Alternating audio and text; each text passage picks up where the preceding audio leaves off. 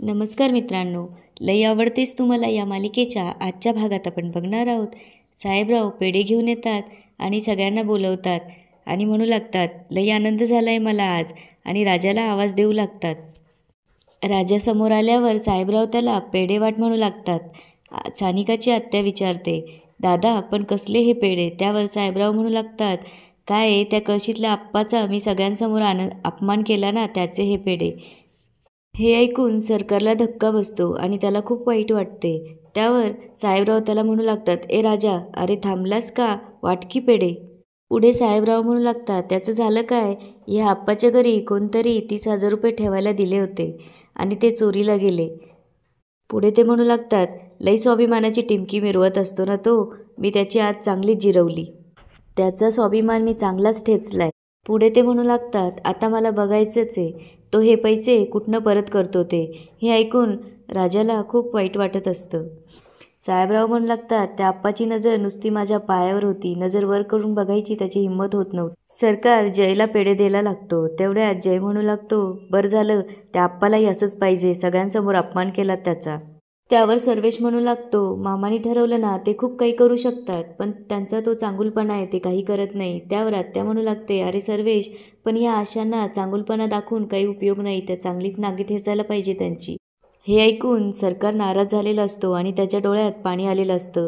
ही गोष्ट सानिकाच्या लक्षात येते आणि ती सरकारकडे बघू लागते. आप्पा घरी येऊन बोलू लागतात, काय चाललंय माझ्या आयुष्यात, मला समजेना. त्यावर कमल विचारते, काय झालंय?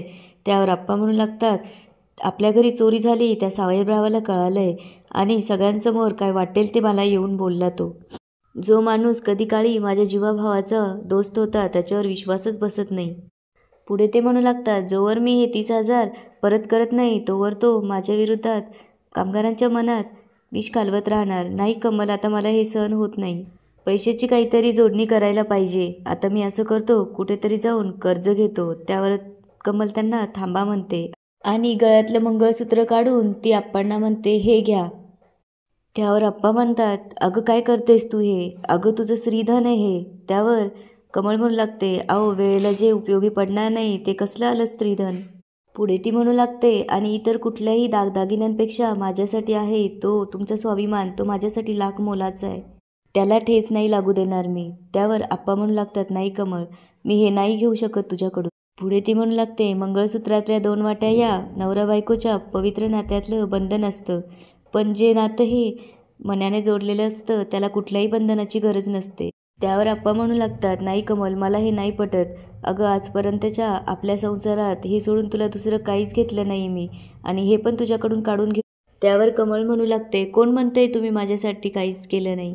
अहो इतक्या वर्षाचा सुखी संसार दिला आहे, तेच माझ्यासाठी खूप आहे. अहो तुमच्यासाठी नाही, पण माझ्यासाठी तरी घ्या. असं म्हणून ती मंगळसूत्र आप्पांच्या हातात देते. इकडे आत्या सरकारला म्हणू लागते, राजा उभा कायच असा, पेढे वाट सगळ्यांना. साहेबराव पुढे म्हणू लागतात, नाही, त्या आप्पाला नोकरासारखी वागणूक दिली तर नावाचा साहेबराव नाही. सरकार पेढ्याचं बॉक्स ठेवून त्याच्या रूममध्ये निघून जातो. सरकार त्याच्या आईला फोन करून म्हणू लागतो, अजून काही लपवायचं असेल ना तर लपव माझ्यापासून, मी नाही विचारणार तुला काहीच. त्यावर ती म्हणू लागते, अरे पण काय झालं? त्यावर तो म्हणतो, मला समजलंय सगळं, तू का नाही सांगितलं आपल्या घरी चोरी झाली ते? त्यावर त्याची आई म्हणू लागते, मी सांगणारच होते पण नाही सांगू शकले, तुझ्या जीवाला घोर लागू नये म्हणून तुझ्यापासून लपवलं, आणि तू नको इकडची काळजी करू, तू तुझ्या कामावर लक्ष दे, आम्ही करू काहीतरी. असं म्हणून सरकारची आई फोन ठेवते. सरकार विचार करू लागतो, सर्वेशने दिलेले पैसे जर पवारांना दिले नसते तर आप्पांना देता आले असते. आप्पा कुठनं एवढ्या पैशांची जुळणी करतील? सरकार घरी जाण्याचा विचार करू लागतो. पुन्हा त्याच्या मनात येतं की नाही, हे काम सोडून मला जाता येणार नाही. सरकार विचार करू लागतो की आज मला माझ्याच बापाच्या अपमानाचे पेढे वाटायला लागले, आणि तो स्वतःला त्रास करून घ्यायला लागतो. तेवढ्यात सानिका तिथे येते. सानिका सरकारला विचारू लागते, तू ठीक आहेस ना? नाही, अपसेट वाटतोय. त्यावर सरकार म्हणतो, मॅडम प्लीज मला थोडा वेळ एकट्याला राहू द्या. त्यावर सानिका सरकारजवळ जाऊन म्हणू लागते, मित्राला कधीच एकटं सोडायचं नसतं. त्यावर सरकार म्हणतो, मॅडम आता मी तुम्हाला काहीच सांगू शकत नाही. त्यावर सानिका म्हणते, ठीक आहे, मलाही काही ऐकायचं नाहीये. पुढे ती सरकारला म्हणू लागते, तसं बी तू माझा बॉडीगार्ड आहेस, त्यामुळे आपण 24 तास बरोबर राहायला हवं. त्यावर सरकार म्हणू लागतो, मी तुमच्या मागे मागे येतो तेव्हाही तुम्हाला त्रास होतो आणि आता जा म्हणतोय तर जात नाहीये. त्यावर सानिका म्हणू लागते, मला तहान लागली. सरकार उठून सानिकासाठी पाण्याचा ग्लास भरून आणतो. सरकार येऊन सानिकाच्या हातात पाण्याचा ग्लास देतो. सानिका तोच ग्लास घेऊन सरकारच्या हातात देते. त्यावेळेस सरकार म्हणतो, नाही नकोय मला. त्यावर सानिका म्हणू लागते, पिऊन तर बघ.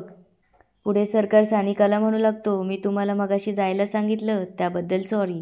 त्यावर सानिका म्हणते, दोस्ती में नो सॉरी नो थँक्यू. त्यावर सरकार हसून म्हणू लागतो, माझी आवडती फिल्म आहे ही, तुम्ही लय फिल्मी राव मॅडम. त्यावर सानिका म्हणू लागते, तू पण काही कमी फिल्मी नाही आहे. पुढे सानिका म्हणते, ऐक ना, एक सांगू का, राग नाही येणार ना. त्यावर सरकार म्हणतो, काय. त्यावर सानिका म्हणते, तुझं डोळ्यातलं पाणी मिशीवर येऊन थांबलंय. त्यावर सरकार जोरात हसू लागतो. पुढे सानिका म्हणू लागते, किती बी प्रॉब्लेम आले ना तर मला सांगायचं, टेन्शन अजिबात घ्यायचं नाही. आणि त्या टेन्शनला एक स्माईल द्यायची आणि त्याला म्हणायचं, स्माईल प्लीज. इकडे सरकार सर्वेशकडे येऊन पैसे मागतो. त्यावर सर्वेश म्हणतो, कसला ॲडव्हान्स, तुला येऊन 1 महिना पण झाला नाही आणि ॲडव्हान्स मागतोय. त्यावर सरकार म्हणतो, ते माझ्या घरी जरा पैशांची अडचण होती. पुढे तो म्हणू लागला, वाटलं तर तुम्ही माझ्या पगारातनं काटून घ्या, मी जास्तीचं काम पण करायला तयार आहे. त्यावर सर्वेश हसू लागतो आणि सरकारला म्हणतो, कोण होता असं तू आणि काय झालं असं तू.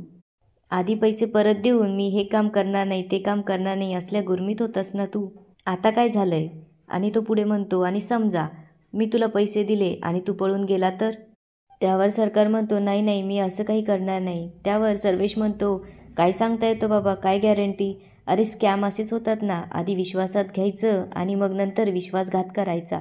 त्यावर सरकार म्हणतो, तुम्हाला पैसे नसतील द्यायचे तर नका देऊ, पण प्लीज असं काही बोलू नका. त्यावर सर्वेश म्हणतो, ठीक आहे, काही बोलणार नाही, जा आता तू तुझं काम कर. सरकार आणि सर्वेशचं बोलणं सानिका ऐकत असते. ती स्वतःशीच बोलू लागते, राजाला पैशाची खूप गरज आहे, त्यामुळे तो खूप डिस्टर्ब झाला आहे. पुढे ती म्हणते, पण तो डिस्टर्ब झाला आहे म्हणून मला का वाईट वाटतंय. त्यावर ती म्हणू लागते, हा सर्वेश पण ना, दिले असते त्याला ॲडव्हान्स पैसे तर काही झालं असतं का. पुढे ती म्हणू लागते, सरकार खूप प्रामाणिक आहे, पण ह्याच प्रामाणिकपणाची त्याची टेस्ट घ्यायची का. पुढे ती विचार करते, हीच वेळ आहे, त्याआधी त्याचा मूड ठीक करावा लागेल. आणि याच ठिकाणी आजचा एपिसोड संपतो. आता पुढे काय होणार ते बघूया उद्याच्या भागात. धन्यवाद.